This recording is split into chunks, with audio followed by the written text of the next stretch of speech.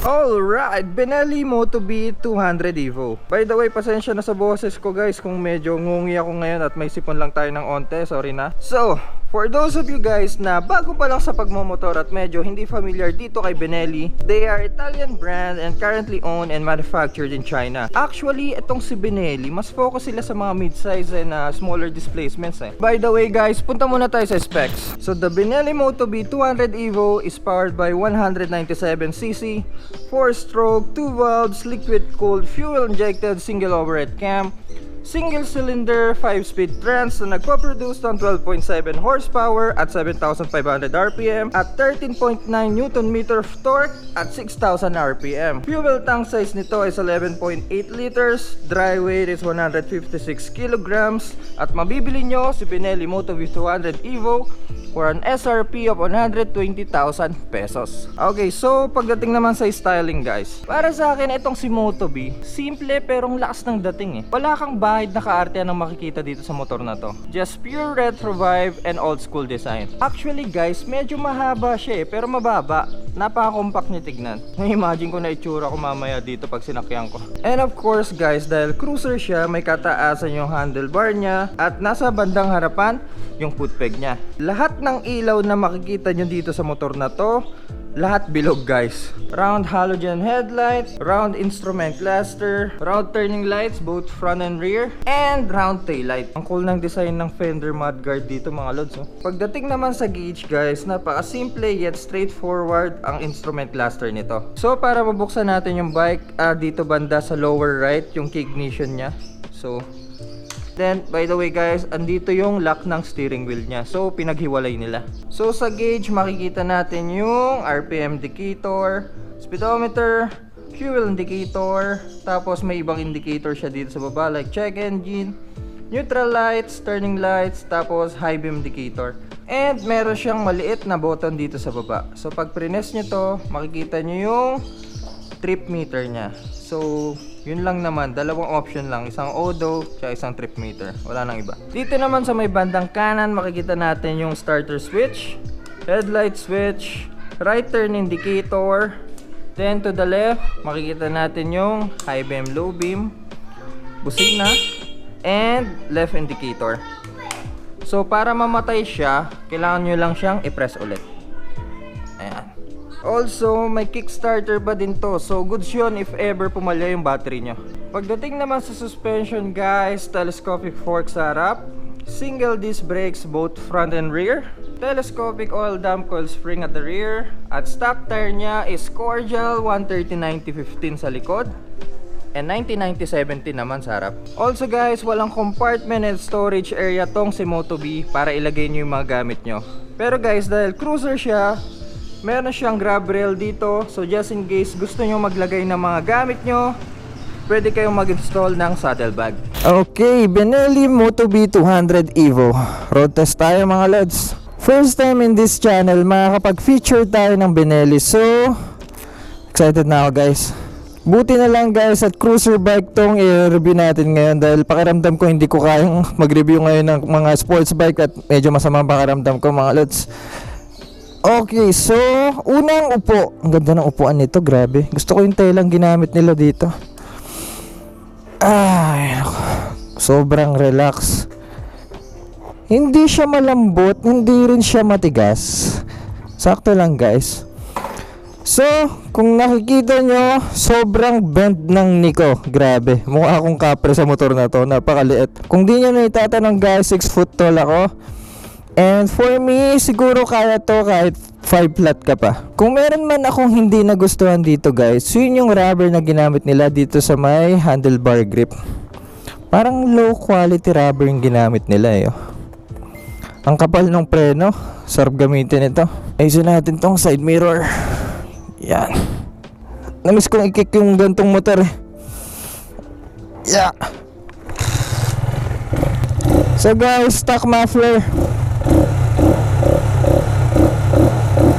Ganda ng tunog. Yung clutch niya, hindi siya malambot, hindi rin siya ganun katigas. Suwabe lang. Start na natin. First gear. Sobrang relax ng body position ko mga idol kung tutuusin. Oops, may mga Snoop Dogs. Sa sobrang tangkad ko, halos nakakuba yung body position ng katawan ko dito. Wow, hindi ko na-expect na ganito kalambot yung shifting niya mga lads. Napaka-smooth. At dahil naka-cruiser bike tayo ngayon, magku-cruising tayo ng konti sa Tagaytay mga bro. Samahan niyo ako, tara. Balitang motor na to mga bro, kakakuha lang ng owner nito last week. Order reading, 400 kilometers pala natatakbo. Hindi pa nabe-break into actually. So again, shoutout kay brother Enel. Maraming thank you bro. Anyhow, mabalik tayo dito kay Motobi mga lods. Sobrang rider friendly nitong motor na to. Actually, kung nagsisimula ka pala magmotor o gusto mong makaranas ng mga cruiser bikes, eto na yung motor na yun eh. Mababa ang seat height nito at pwede to sa mga kapatid natin dyan na may kaliitan. So overall, napaka-ideal nito for city riding dahil na din sa sobrang relax ng body position. At para naman sa mga taong may katangkaran tulad ko, hindi ko masyado may-recommend tong si Motobi. Pero kasi guys, isipin nyo 120,000 naka-cruiser ka na. Bihira nyo makita yan sa market ngayon guys. Kalamitan kasi ng mga cruisers dito sa atin sa Pinas mga lods, matataas na yung mga displacements eh. So kung may katangkaran ka pero gusto mo talaga tong motor na to, why not, diba? Halos wala ng araw mga lods. Mukhang gagabi na naman tayo sa Tagaytay nito. Pagdating naman sa handling, malambot siya dalhin. Kung nasanay kayo sa mga performance bike tapos gagamitin nyo si Motobi, ingat lang dahil medyo madulas yung gulong nito. Kanina pa ako nag-skid actually mga lods. Preno niya medyo responsive naman kahit walang ABS, pero I highly suggest gamitin nyo both front and rear dahil kung foot brake lang gagamitin nyo or yung harapan lang tapos galing pa kayo in high speed, medyo delikado eh. Also, medyo nasanay kasi ako mag-aggressive downshift, which is wag nyo gagawin sa motor na to dahil tulad nga ng sabi ko, madaling dumulas yung rear wheel niya at walang slippery clutch to. Pagdating naman sa performance, hindi ka mapapaya dito sa motor na to. Well, aminin ko, medyo nabibitin ako ng onte. Pero siguro dahil hindi pa to nabi-break in. Pero sana lang mga lods, ginawa nilang 6-speed yung transmission para sa 200cc. Pero naisip ko din, okay na din yung 5-speed kasi hindi naman performance bike tong si Motobi eh. Kumbaga, ginawa siya for swabbing ride and for cruising. Nakakaingit naman tong dalawang to. Sana all may jowa! Kasama ko nga pala guys si Ken at yung girlfriend niya guys. Kung napanood niyo yung content ko about sa Dominar 400, siya yung owner na. And here we are sa Tagaytay. Grabe, ginabi na tayo mga lods. Onting cruising lang tayo mga lods, then balik na tayo sa garahe. Also guys, kung napapansin nyo, medyo mahina yung stock bolt ni Motobi. So, isa yun sa mga dapat nyong palitan, lalo na kung naka-smoke visor yung helmet nyo. Baka mahirapan kayo makakita sa gabi mga lods. Pero kung okay naman kayo sa ganitong ilaw, well, it's up to you guys. Pagas muna tayo dito mga bro. 91 boss, full tank. By the way, fuel consumption niya is about 28 km per liter. Ito boss Naku, kinain ako. Paano ba ibalik to? Pantay na ba? Grabe, 3 bars lang nabawas pero almost 300 pesos na agad. Woo! Ang lamig, bakit di ako nag-jacket? Yeah. Yun. So guys, kung gusto nyo ng cruiser bike na pasok sa budget nyo pero malakas ang dating, guys, walang duda, dito na kayo kay Benelli Moto B200 Evo. Sobrang ganda. Also, shoutout sa'yo, Shinta Mundong, Kian TV, shoutout sa'yo, Junard Carriaga, shoutout din sa'yo, and so ba mga nagpa-shoutout dito? Danny Mark Botardo, shoutout sa'yo. So guys, kung nakatulong tong video na to, please paki-like, and alam nyo na guys, kung mahilig kayo sa mga ganitong content, mag-subscribe lang kayo sa ating YouTube channel. So guys, Benelli Moto B200 Evo.